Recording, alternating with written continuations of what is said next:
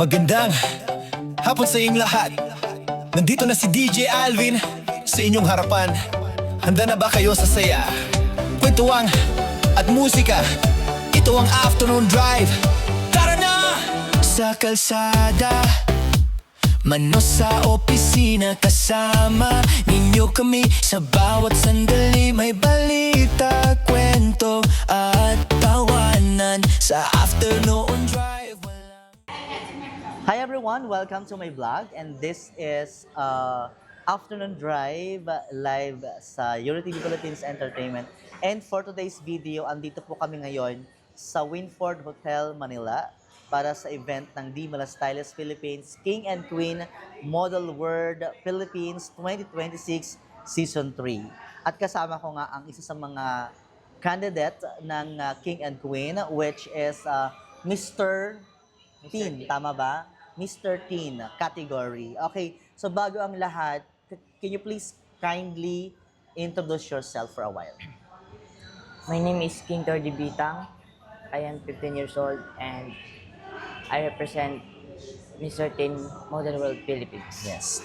Your name is 30, hindi 40, hindi 50. Bakit 30 ang ipinangalan sa'yo? Can you please tell me something about that? Dahil po pinanganak po akong pangatlo.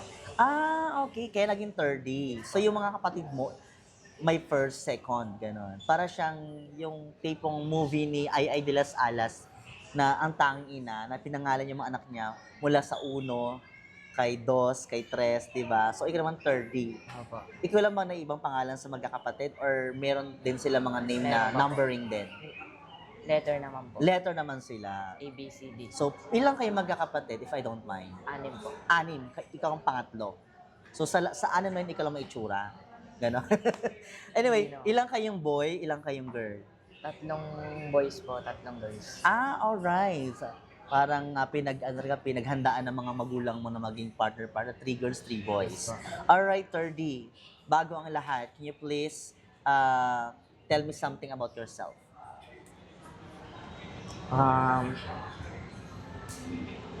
Sino si 30 sa buhay? Oo, ganon, yung mga kwentuhan natin. Naglalaro po ako ng madaming sports. Like what? Taekwondo, badminton. Nagta-taekwondo ka? Yes. Really? Volleyball. Opo. Anong ano ka na doon sa taekwondo mo? Blue pa lang po.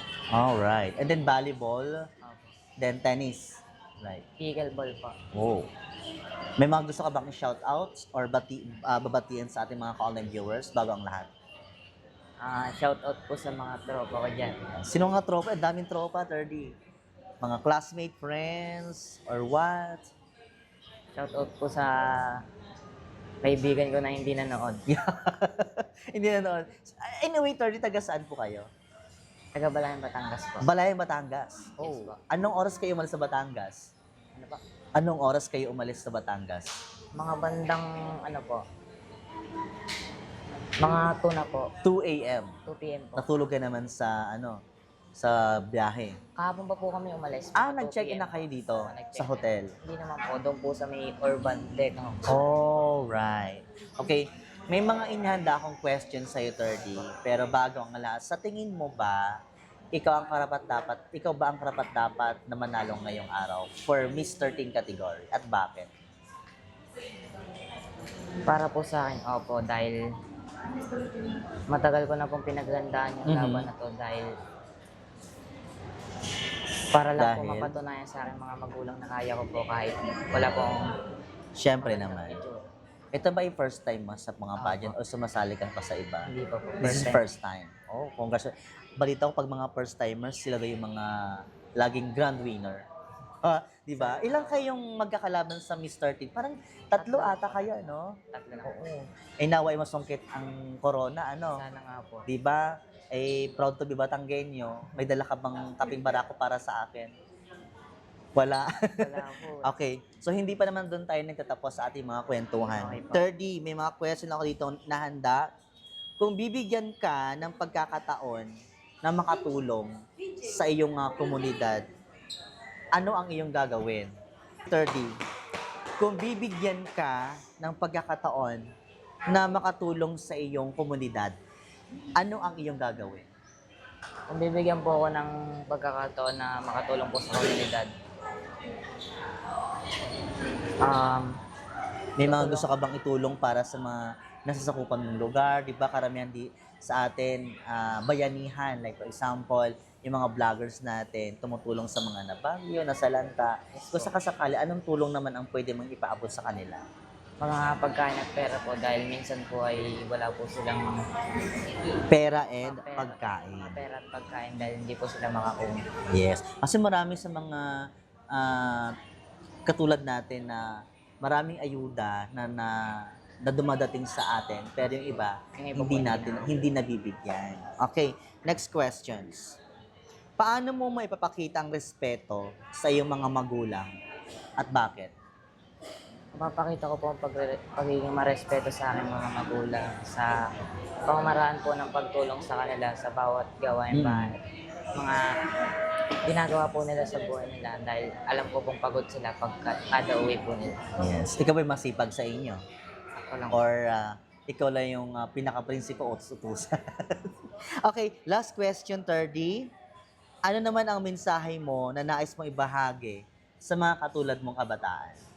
May gusto ka bang sabihin sa kanila, or advice bilang isang pageantero? Advice ko lang sa inyo ay maniwala kayo sa sarili nyo kasi hindi nyo alam kung ano mangyayari sa buhay nyo.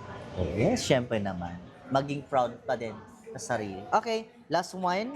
Bakit karapat dapat kang maging susunod na title holder? Para po sa akin, karapat dapat po akong maging susunod na world title dahil po Kaya mo yan. Bakit ikaw ang karapat dapat? dahil para po sa akin ay matagal ko na pong ginusto at pinagpaplanuhan ng araw na ito dahil ang pagiging isang world title po ay mahirap kunin pero pag nakatapos niyo po ay Oh. maganda po siyang Yes. Okay. 30, may mga gusto ka bang pasalamatan sa mga online viewers natin? Salamat po sa mga sumusuporta po sa Okay. atin. Salamat din po sa lahat ng manonood dyan. Sana po walang magagalit sa... Sino ang mga galit? Wala mga galit dito. Okay, 30. May gusto ka bang sabihin sa mom and dad mo ngayon? Maraming salamat kasi kahit na busy po sila sa trabaho nila, nasasamahan pa rin at nasusuportahan po ako sa mga ginagawa ko. Any social media platforms 30 to promote? Do you have some? Facebook, TikTok, YouTube, etc.? Go. Wala po. Wala ka pa mga social media account. Okay? Ano naman ang message mo sa organization ng Dimala Stylist Philippines, especially kay Ma'am Annabel Balala? Ano po? Ano naman ang gusto mong sabihin sa organizer ng Dimala Stylist Philippines at kay Miss Annabel Balala? Maraming salamat po sa inyo po dahil kahit na hindi naman po ako ganong bait yun dahil ayos lang po sa inyo. Basta po karapat dapat at may mapapatunayan po. Tiwala lang sa sarili. Wala na ba? Okay, 30, maraming salamat sa pagkakataong ito at nakausap ko kayo. Hindi pa man oras at darating yung time na malay natin, mas sisikat ka pa. Yes po. At least kahit pa paano, nakapanayam kita. Sumikat ka man at least nauna akong nakausap at na-interview. Maraming salamat, 30. Good luck and congratulations Thank you po. in advance. Thank you po.